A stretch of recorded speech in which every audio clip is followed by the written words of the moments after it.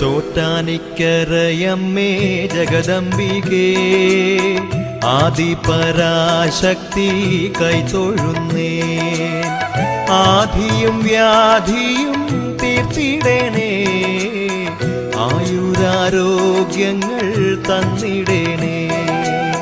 ചോറ്റാനിക്കരയമ്മേ ജഗദംബികേ ആദിപരാശക്തി കൈതൊഴുന്നേ ആധിയും വ്യാധിയും തീർത്തിടണേ ആയുരാരോഗ്യങ്ങൾ തന്നിടണേ പാർവതി ദേവി ശ്രീഭദ്രയായി ചോറ്റാനിക്കരയിലവതരിച്ചു ആദിപരാശക്തി